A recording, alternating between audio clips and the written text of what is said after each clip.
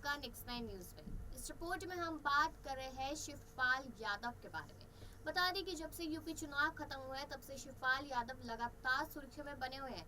अपने घर के रिश्तों को लेकर भी मनमुटाव में काफ़ी ज़्यादा बढ़ चुके हैं। कहना यह है कि अखिलेश यादव के साथ उनके रिश्ते काफ़ी बिगड़ते जा रहे हैं, लेकिन फिर भी वो सुर्खियों में इस बात को लेकर बने हुए हैं कि क्या जो सपा में उन्हें जगह नहीं मिली वो जगह उन्हें भाजपा में मिल सकती है। लेकिन यहाँ पर अभी हम शिवपाल के साथ साथ उनके बेटे को लेकर भी बात कर रहे हैं कि उनके बेटे को क्या बीजेपी एक नया फैसला और ले सकती है, उनके बेटे को भी जगह दे सकती है बीजेपी में, क्योंकि इस तरह की खबरें लगातार सामने आ रही है। तो आखिरकार ये पूरा मामला क्या है, क्यों बार बार शिवपाल पे उंगली साधे जा रही है, और इसके साथ साथ अखिलेश यादव भी किस बात को लेकर शिवपाल से नाराज बैठे कि उन्हें पद नहीं दे रहे। यहाँ तक कि जब शिवपाल जीत भी चुके हैं उसके बावजूद भी उनका कहना है कि ये सहयोगी पार्टी की तरफ से है। तो इस बात से तो साफ पता चलता है कि रिश्ते पूरी तरीके से खराब हो चुके हैं। तो क्या रिश्ते वापस जुड़ पाएंगे, और इसके साथ साथ ही क्या जो शिवपाल के बेटे आदित्य हैं उन्हें बीजेपी में जगह मिलेगी, या फिर ये भी सिर्फ एक अफवाह है, तो इस रिपोर्ट में आप जरूर जानिए। बता दें कि समाजवादी पार्टी प्रमुख अखिलेश यादव से मतभेद फिर उभरने के बाद उनके चाचा शिवपाल यादव के बीच की बीजेपी से नजदीकियां दिनों दिन बढ़ती जा रही है। अटकलें है कि मुलायम सिंह यादव के छोटे भाई शिवपाल को यूपी विधानसभा में डिप्टी स्पीकर बनाया जा सकता है। शिवपाल ने विधानसभा चुनाव में समाजवादी पार्टी के प्रमुख चिन्ह पर विधायक चुने गए थे। कयास लगाए जा रहे हैं कि प्रगतिशील समाजवादी पार्टी के अध्यक्ष शिवपाल यादव बीजेपी की मदद से विधानसभा उपाध्यक्ष बन सकते हैं। उनकी पार्टी के प्रवक्ता दीपक मिश्रा ने कहा कि सियासत में संभावनाओं के द्वार कभी बंद नहीं होते। शिवपाल जी एक अनुभवी विधायक है और राज्य सरकार ने मंत्री रहने के साथ ही वे विधानसभा में नेता प्रतिपक्ष की भूमिका निर्वाह भी कर चुके हैं।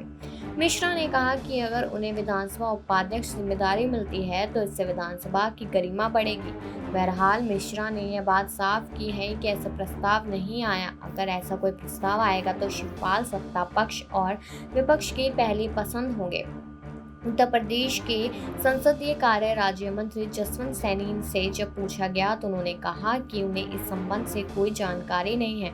इससे पहले ये अटकलें थी कि भाजपा शिवपाल को राज्यसभा में भेज सकती है और जसवंत नगर विधानसभा सीट से उनके बेटे आदित्य यादव को उम्मीदवार बना सकते हैं। बीजेपी ने अक्टूबर 2021 में सपा के बागी नेता नितिन अग्रवाल को उत्तर प्रदेश विधानसभा के उपाध्यक्ष के चुनाव में समर्थन दिया था और अग्रवाल विधानसभा उपाध्यक्ष चुने गए थे। तब अग्रवाल ने सपा के उम्मीदवार नरेंद्र वर्मा को 244 मतों से पराजित भी किया था।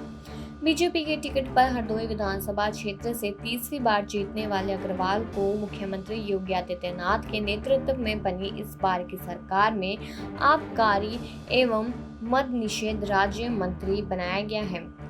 शिवपाल ने बीते दिनों मुख्यमंत्री योगी आदित्यनाथ से मुलाकात के बाद शनिवार को प्रधानमंत्री नरेंद्र मोदी, आदित्यनाथ और पूर्व उप मुख्यमंत्री डॉक्टर दिनेश शर्मा को ट्विटर पर फॉलो करना शुरू किया था। उत्तर प्रदेश विधानसभा चुनाव का 10 मार्च को परिणाम आने के बाद शिवपाल और उनके भतीजे एवं सपा प्रमुख अखिलेश यादव के बीच एक बार फिर दूरी बढ़ने को लेकर चर्चा तेज हो गई। दरअसल बीते दिनों सपा के विधायकों की बैठक में शिवपाल को आमंत्रित नहीं किया गया, जबकि प्रगतिशील समाजवादी पार्टी का अध्यक्ष होने के बावजूद वह इटावा जिले के जसवंत नगर विधानसभा सीट से सपा के चुनाव चिन्ह पर चुनाव भी जीते हैं। राज्य में समाजवादी पार्टी की पूर्व सरकार में अखिलेश और शिवपाल का मनमुटाव 2016 में खुलकर उस समय सामने आ गया था, जब पूर्व मुख्यमंत्री ने शिवपाल को अपने मंत्रिमंडल से हटा दिया था। बाद में शिवपाल ने अपनी नई पार्टी बना ली थी। सूत्रों के मुताबिक अखिलेश ने शनिवार को नई दिल्ली में अपने पिता मुलायम सिंह यादव से मुलाकात की थी, लेकिन उनके बीच क्या बातचीत हुई इसका पता नहीं चला। बहरहाल शिवपाल की भाजपा के साथ बढ़ती नजदीकियों के मद्देनजर पिता और पुत्र की यह बैठक महत्वपूर्ण मानी जा रही है।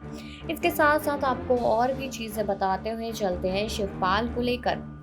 बता दें कि अपने भतीजे और सपा प्रमुख अखिलेश यादव से नाराज शिवपाल यादव के बीजेपी में जाने की अटकलें तेज है, लेकिन अभी तक उनकी एंट्री को लेकर तस्वीर साफ नहीं है। शिवपाल भले ही सीएम योगी आदित्यनाथ से मुलाकात के बाद राममय हो चुके हैं, लेकिन बीजेपी की ओर से उन्हें कोई ठोस आश्वासन नहीं मिला है। ऐसे में सब कुछ परिस्थितियों के आधार पर और आजमगढ़ लोकसभा सीट के उपचुनाव नतीजे के बाद ही शिवपाल यादव की भूमिका तय होगी। सपा की टिकट पर भले ही शिवपाल यादव विधायक बने हों, लेकिन अखिलेश यादव उन्हें सहयोगी दल के तौर पर ही मान रहे हैं। ऐसे में शिवपाल यादव ने विधायक पद की शपथ लेने के बाद से कई ऐसे सियासी संकेत दिए हैं जिससे माना जा रहा है कि देर सवेर बीजेपी में शामिल हो सकते हैं। सपा प्रमुख अखिलेश यादव से नाराजगी जाहिर करने से लेकर मुख्यमंत्री योगी आदित्यनाथ से मुलाकात और फिर राम दरबार की एक फोटो शेयर कर चौपाई के जरिए राम भक्ति कर शिवपाल यादव भगवा रंग चढ़ने का संकेत दे रहे हैं। शिवपाल यादव ने रामायण की चौपाई शेयर करते हुए भगवान राम को परिवार, संस्कृति और राष्ट्र निर्माण के लिए सबसे अच्छा स्कूल बताया। शिवपाल नवरात्रि के बाद कुछ बड़ा सियासी फैसला लेंगे। इतना ही नहीं, 3 दिन पहले शिवपाल यादव ट्विटर पर प्रधानमंत्री नरेंद्र मोदी और यूपी के मुख्यमंत्री योगी आदित्यनाथ को फॉलो कर चुके हैं। इन सब के बीच सबसे बड़ी बात शिवपाल का ये कह देना कि वह ये नहीं कह सकते कि बीजेपी में जाएंगे या नहीं। इस तरह उन्होंने राजनीतिक संदेश देने की कोशिश की है। इसके साथ साथ ये भी माना जा रहा है कि शिवपाल यादव राम भक्ति के जरिए अपनी सियासी इमेज बदलने की कोशिश कर रहे हैं। यूपी के डिप्टी सीएम केशव प्रसाद मौर्य ने शिवपाल को राम भक्त होने पर बधाई दी है, लेकिन बीजेपी में उनकी एंट्री पर सस्पेंस बना हुआ है। ऐसे में शिवपाल को लेकर तमाम तरह की सियासी अटकलें लगाई जा रही हैं, जिसमें आजमगढ़ लोकसभा सीट पर चुनाव लड़ने से लेकर विधानसभा उपाध्यक्ष और राज्यसभा सदस्य तक बनाए जाने की चर्चाएं चल रही हैं। शिवपाल यादव को बीजेपी विधानसभा का उपाध्यक्ष बनाने का दांव चल सकती है। हालांकि इसकी औपचारिक चर्चा अभी कहीं नहीं हुई है, लेकिन पिछले कार्यकाल के आखिर में बीजेपी ने जिस तरह से सपा के तत्कालीन विधायक नितिन अग्रवाल को इस कुर्सी पर बैठाया था, उसी तर्ज पर शिवपाल को उपाध्यक्ष बनाए जाने की चर्चा है। विधानसभा सदन के भीतर रहते हुए शिवपाल यादव के कद के मुताबिक ये पद होगा, लेकिन फिलहाल इस पर आखिरी कोई फैसला नहीं लिया जा रहा है। इसके साथ साथ दूसरी सबसे बड़ी चर्चा ये है कि शिवपाल अगर बीजेपी में आते हैं तो पार्टी उन्हें राज्यसभा भेज सकती है। हालांकि शिवपाल की भूमिका आजमगढ़ संसदीय सीट उपचुनाव नतीजों के बाद तय होगा। ऐसे में कयास लगाया जा रहा है कि शिवपाल यादव को बीजेपी आजमगढ़ सीट से चुनाव लड़ने को कह सकती है।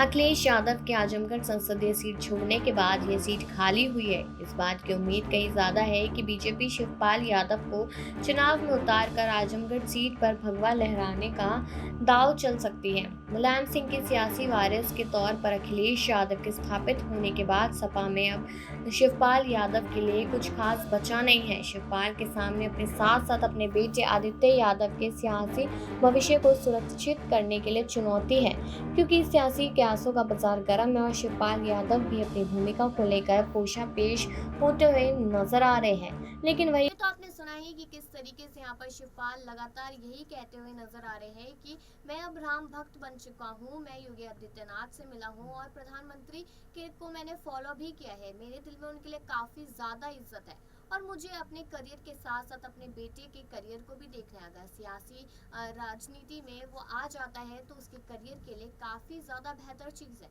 तो इन सारी बातों से तो यही महसूस होता है कि अभी नहीं, कुछ ही दिनों में शिवपाल यहाँ पर बीजेपी के सदस्य बनते हुए दिखाई देंगे। लेकिन अभी प्रश्न यहाँ पर यह आता है कि क्या आजमगढ़ से उठाया जाएगा चुनाव में शिवपाल को या फिर सीधा डिप्टी सीएम बनाया जाएगा। और अगर उन्हें डिप्टी सीएम बनाया जाता है तो इसके साथ साथ उनके बेटे को क्या पद दिया जाएगा। आपको क्या लगता है इन सारी खबरों को सुन के? शिवपाल यादव, अखिलेश यादव और साथ ही भाजपा क्या चाहती है? तो कमेंट सेक्शन में जरूर बताइएगा और बाकी खबरों के लिए बने रहिए नेक्स्ट टाइम।